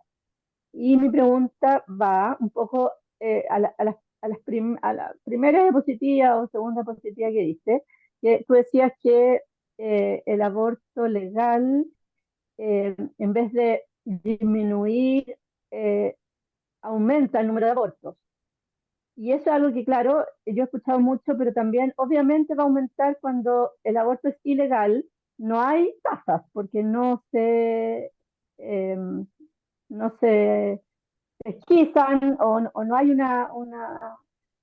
una incidencia nombrada, digamos, y obviamente si el aborto empieza a ser legal, empiezan a haber números. Entonces, ¿cómo podemos evidenciar eso? Que claramente va a subir el aborto si es legal. ¿Me entiende la pregunta o no? Sí, em, estoy buscando la diapositiva. Porque si obviamente el aborto es ilegal, no vamos a tener números de abortos ilegales o no. Sí, mira, según los estudios del epidemiólogo Elarco, él toma como que se puede considerar que la cifra de abortos clandestinos, por ejemplo, en este caso de España, es la que inicia en el año cero, que serían 16.766 en este caso. Y también en los otros casos que toman en el estudio este estudio de sobreestimación del aborto inducido en Colombia y otros países latinoamericanos, porque en este estudio, bueno, no cité todos los gráficos, pero él habla de cómo institutos como Guttmacher, que es pro aborto, hace estimaciones de los abortos clandestinos que se realizan en Latinoamérica. Y él en el fondo refuta esta información y dice que hay una sobreestimación de los abortos clandestinos que se hace. O sea, ellos exageran las cifras de aborto clandestino para justificar que se legalice el aborto. Pero en el fondo él a través de sus estudios ha constatado que sí o sí el número de abortos clandestinos va a ser menor luego de la legalización. Perdón, que me caí yo ahora. A ver, ¿Me escuchas, sí, María José? Sí, te sí, decía ahí de que sí. él considera, por ejemplo, que el año cero desde que se legaliza el aborto se puede considerar como la cifra de abortos clandestinos, desde el año 1 cuando se legaliza esa evaluación de abortos.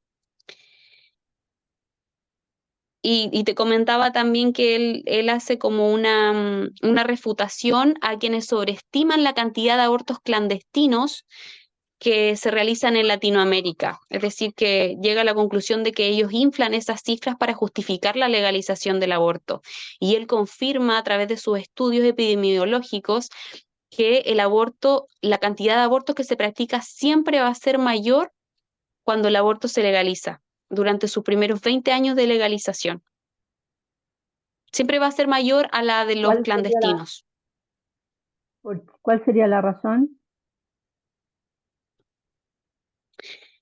En estos momentos no la tengo clara así como a nivel epidemiológico, pero si gustas te puedo compartir los estudios con todo como el concentrado.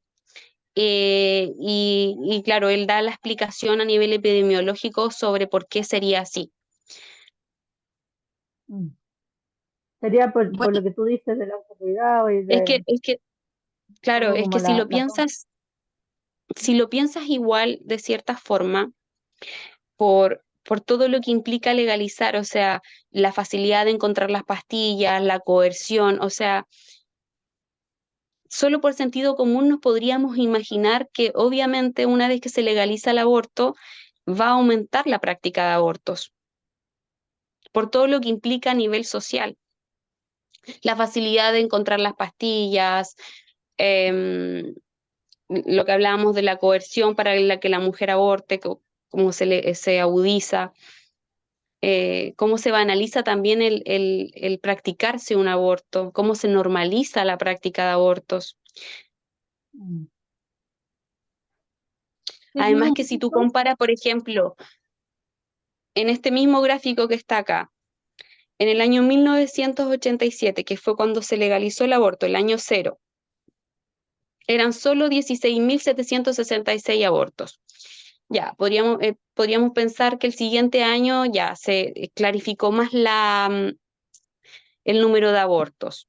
Pero si te fijas, la cantidad que aumenta es realmente exacerbante. Si te fijas, cada año que pasa, aumenta, aumenta, aumenta, aumenta. Y es imposible de que, por ejemplo, esos 115 abortos, en el caso del gráfico del año 2018, hayan sido abortos clandestinos o haya sido la cifra real de abortos clandestinos. mm, Y además que no, es como les decía, es transversal, o sea, tú lo ves también en otros países. Ves la razón de abortos por cada 100 nacidos vivos y siempre en todos empieza más baja y aumenta luego de la legalización. ya, ahí vemos que bajan después, o sea, llega un pic y después Es que llega comienza un a bajar. punto, sí, es que en algunos casos se estabiliza incluso, pero Mm, siempre él al menos, de hecho en este estudio de eficiencia de la estimación de abortos para Latinoamérica, él concluye de que sí o sí el aborto, siempre los abortos antes de la legalización sí o sí van a ser menores que después de la legalización. Lo menores. que pasa que también es que hay un cambio social, porque pasamos desde que el aborto está totalmente penalizado a que comienza a ser socialmente aceptado como una alternativa. Entonces hay todo un cambio social y con respecto a la mirada que se comienza a tener del aborto. Entonces la sociedad también comienza a cambiar, la medicina comienza a cambiar con la introducción del aborto. Entonces evidentemente ya abortar no va a ser, tanto abortar como realizar la práctica abortiva no va a ser sancionado de la misma manera que al inicio. Claro, justo era un poco lo que yo les iba a decir, o sea, en todos los países, una vez que el aborto se legaliza, que ya es legal, ya no es ilegal. Así que por lo tanto, si las personas se hacen un aborto, ya no es ilegal. Es por eso que es el aumento, es como una cosa obvia, por así decirlo. Así que es eso. ¿No?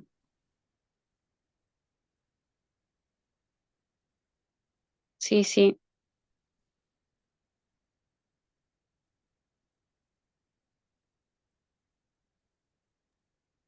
Y yo creo que yendo por el mismo lado, que es algo obvio que va a aumentar, ¿cierto? Porque ya se relativiza el impacto y uno se lo normaliza, entre comillas, como sociedad. Lo importante es entender que eso va a hacer que aumenten las complicaciones, que aumenten los riesgos para la mujer, eh, que aumente el negocio para otros, que aumenten los números para los políticos o fundamentalistas de alguna ideología, los ideologizados, ¿cierto? Entonces, en el fondo, ese es un poco el por qué se inflan inicialmente los números, ¿cierto? Como para entender que normalizar y hacer que haya como que es algo tan común, ¿cierto? Que se fundamenta, por ejemplo, que hay tantas muertes maternas derivadas de abortos clandestinos, etcétera, o que incluso se argumentaba que habían mujeres detenidas por las prácticas de aborto, cosa que no era efectivo, que uno conoce, que está metida en el tema, sabe cómo es, y además cómo se distorsionan ciertos términos como por ejemplo el acompañamiento. A mí me impresiona mucho porque la ley habla de que se destina cierto presupuesto para el acompañamiento de aquellas mujeres, pero ¿qué se entiende por ese acompañamiento? Y yo le he preguntado a colegas, ¿qué entiendes por el acompañamiento? Cuando me ha tocado enfrentar en una situación de docencia, cierto, supervisión de alumnas en una institución donde sí, digamos, se practicaba obviamente la ley de las tres causales, eh, y yo les decía, bueno, pero ¿y dónde está el acompañamiento aquí de esta señora? Que la ley sí pide que sea, bueno, pero si el acompañamiento se lo hacemos después, uno las orienta, las acompaña, les dice las complicaciones que puedan tener, etcétera, etcétera, y tú dices, pero yo no entiendo eso por acompañamiento, porque si uno piensa lo que es acompañamiento, debería ser un acompañamiento previo que le ayude a discernir a lo mejor a esa mujer que se encuentra a lo mejor desamparada, a lo mejor presionada, ¿cierto?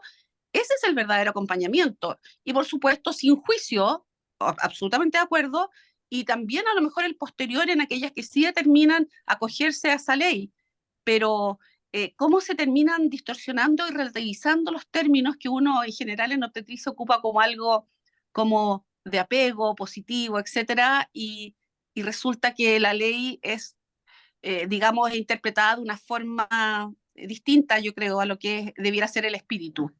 Eso nomás era mi intervención y quiero agradecer de nuevo y me tengo que retirar. Así que muchas gracias, Laura. Gracias igual. Sí, de hecho lo que mencionabas en el libro Aborto Libre, las autoras, ya anda, pero no, hablan de que quieren eliminar el programa de acompañamiento porque lo ven como un obstáculo para para que la mujer no se practique el aborto.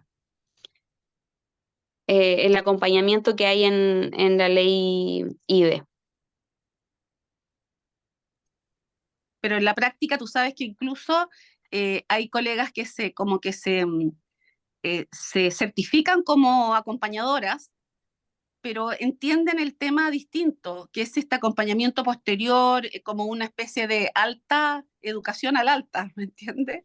Que tengo la sensación que pocas, no sé, no he tenido la experiencia de verlo, pero a lo mejor puede que haya alguien que sí se dedica a ese acompañamiento que dicen que quieren suspender, que obstaculizaría que la persona se realice un aborto. La verdad yo no lo he visto eso, no, al revés, he oído, he presenciado testimonios de mujeres que incluso a veces arrancan, se cambian de región de una presión, una coerción del equipo médico, no me lo echar solo la culpa al doctor, ¿cierto?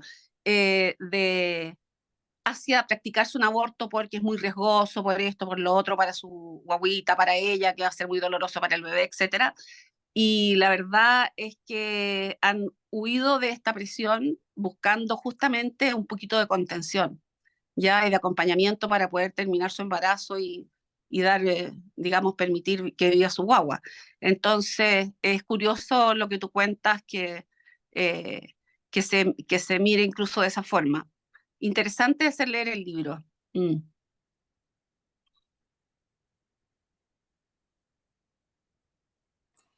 Me pareció, Laura, súper interesante la mirada, la forma de interpretar todas estas adherencias y todos los cambios que hay a nivel de endometrio después de un aborto, desde el punto de vista de la epigenética y hacer esa relación. Yo creo que que eso es como una ventanita que se está abriendo, que va a ser con el tiempo, va a ir avanzando evidentemente, y en algunos años, no sé cuánto, nos va a dar toda la razón respecto de las secuelas tan importantes y permanentes que que tiene la práctica abortiva en el cuerpo de las mujeres, en el útero, en el endometrio, en los vínculos de este eje hipotálamo-hipófisis. Entonces me pareció algo muy novedoso, no lo había escuchado antes.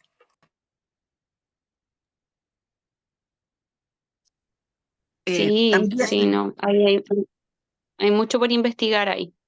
eso mismo te iba a comentar, que tantas cosas que hay que investigar desde estos 6 años, 7 años que lleva la ley, de qué ha pasado con la salud sexual y reproductiva con la mujer en Chile, por ejemplo, en ciertas instituciones, sobre todo donde sí se practica esta técnica, digamos, o este procedimiento, pero de alguna forma siento, o me imagino que toda la ley de los derechos y deberes de los pacientes también dificulta que se pueda tener información y se pueda hacer un análisis, eh, digamos, de estadístico de las posibles complicaciones, de cómo ha evolucionado la muerte materna. Eh, es difícil poder estudiar eso, ¿m?